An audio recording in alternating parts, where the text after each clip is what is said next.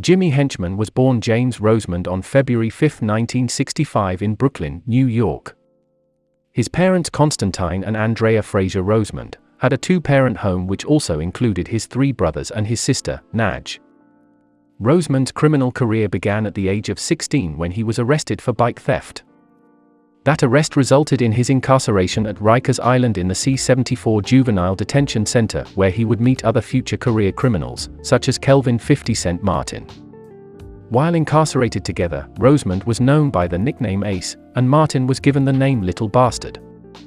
Years later, after Martin's death, Rosemond would pay for a $9,000 red granite monument to adorn the grave of his former fellow inmate. Less than 2 years later, Rosemond was charged with criminal possession of a firearm, and 3 months after that arrest, he was again charged with a weapons violation. This time, at 18 years old, he was also charged with robbery in the first degree as well as second-degree murder. A year later, Rosemond earned his third charge for criminal possession of a firearm. Eventually, Rosemond's criminal activity extended beyond his native New York, when in February of 1996, he was again charged with criminal possession of a firearm, this time in Los Angeles. November 5 of the same year, slain movie star and rapper Tupac Shakur's first posthumous album, The Don Killuminat, The 7-Day Theory, was released amidst a fan frenzy and widespread media coverage, owing in no small part to the fact that Tupac Shakur had been murdered 2 months earlier. The album's final track, Against All Odds, a song in which Tupac addresses his perceived enemies, contains accusations that Henchman was instrumentally involved in the rapper's first shooting, which occurred 2 years earlier. During the incident, which occurred on the night of November 30, 1994, Tupac Shakur was confronted by 2 men wearing military fatigues upon entering the lobby of Popular Recording Quad Studios. Shakur and his party, which included Randy Stretch Walker of the rap group The Live Squad and another man, were held up at gunpoint by the 2 assailants. Shakur was robbed of $40,000 worth of diamond and gold jewelry. During the robbery, Shakur was shot 5 times and pistol whipped. He was wounded once in the hand and thigh, twice in the groin, and twice in the head. On November 30, 1995, Walker was shot to death while driving in Queens, New York, exactly 1 year to the day after Shakur's shooting. In 2000, Henchman was sentenced to 19 months in prison stemming for a conviction for a weapons violation.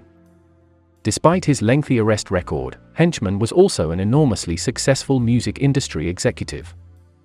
Henchman founded and headed Char Entertainment, a management company that at one time or another was responsible for guiding the careers of many popular artists.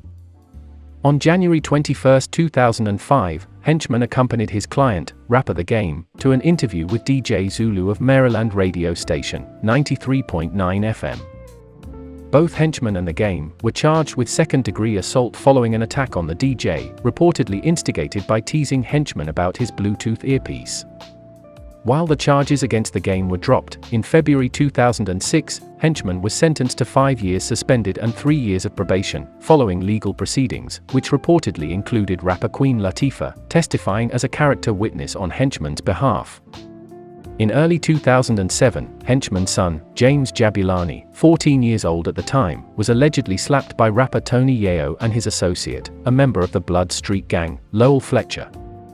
The alleged assault is widely believed to have been connected to the ongoing rap feud, at the time, between rap group G-Unit and former rap member The Game, who was professionally represented by Henchman's Char Entertainment.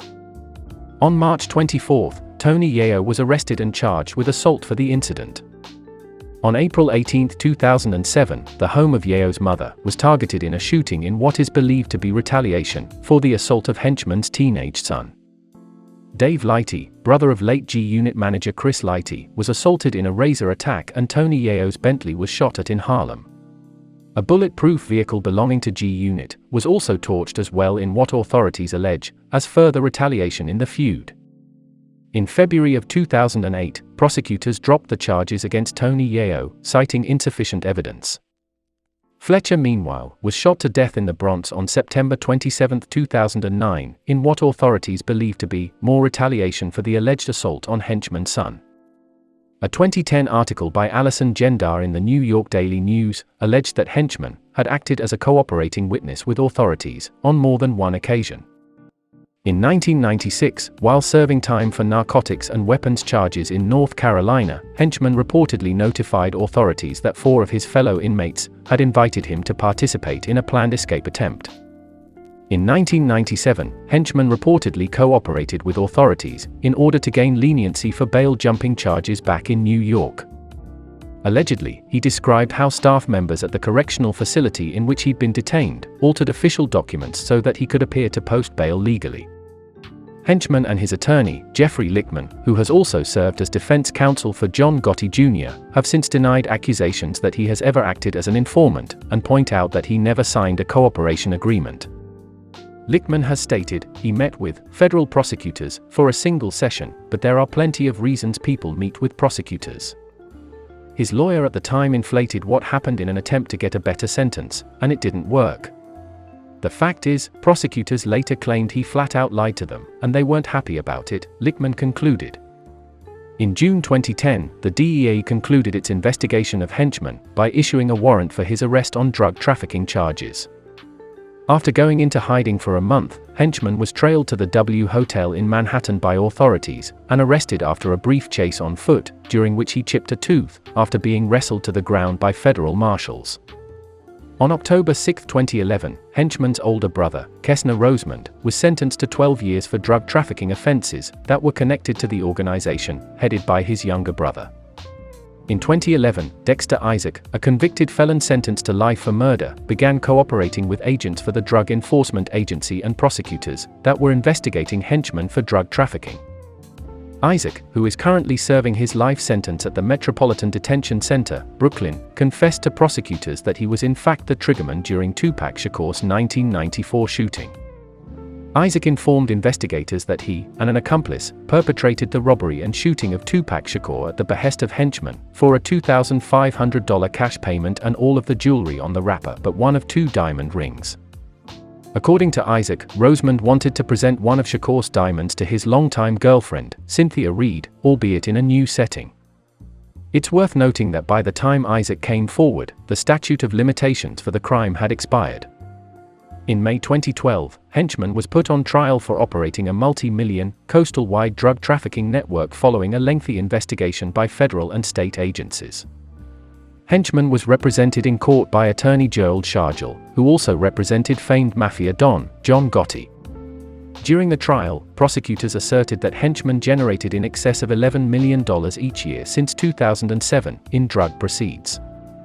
Prosecutors alleged that Henchman's organization routinely shipped narcotics concealed in packages covered in mustard to throw off drug-sniffing dogs in music equipment cases from Los Angeles to New York City and in turn, shipped the cash proceeds from cocaine sales back to California.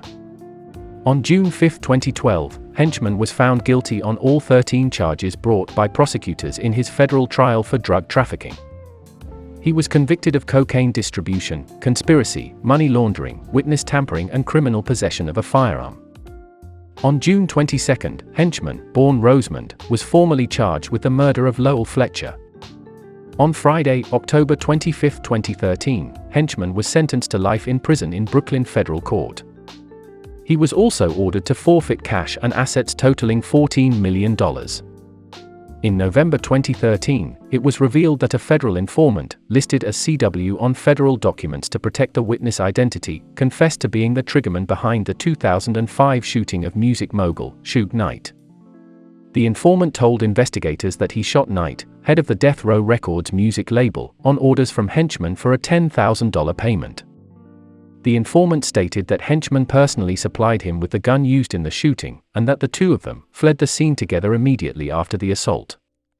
At 12:42 a.m., August 28, 2005, Knight was shot once in the leg while seated at a table in the Red Room VIP section of the Shore Club, in Miami Beach, Florida.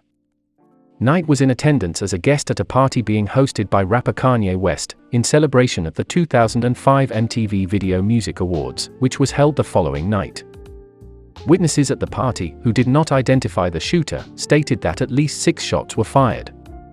Henchman's federal trial for the shooting death of Lowell Fletcher began on February 10, 2014 and concluded March 4, 2014, resulting in a hung jury.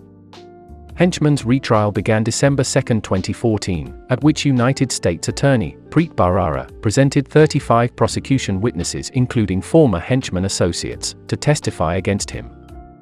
On December 11, 2014, Henchman and his co-defendant Rodney Johnson were convicted of conspiracy to commit murder and murder for hire. Rosemond was sentenced to life plus 20 years on March 23, 2015. On November 1, 2016, the U.S. Court of Appeals Second Circuit vacated Henchman's March 2015 conviction on murder for hire. The appellate court cited that the district court incorrectly applied the waiver provision in defendant's proffer agreement and erred in precluding defense counsel from making certain arguments at trial. On the evening of November 28, at about 8 p.m., Henchman was convicted of 4 counts of murder for hire. During the 2-week trial, prosecution witness Brian McLeod testified that he participated in luring Fletcher to the Bronx to be murdered. Henchman's attorney, David Tugger, failed to convince the federal jury that his client had merely intended for his triggermen to shoot at Fletcher, as opposed to killing him.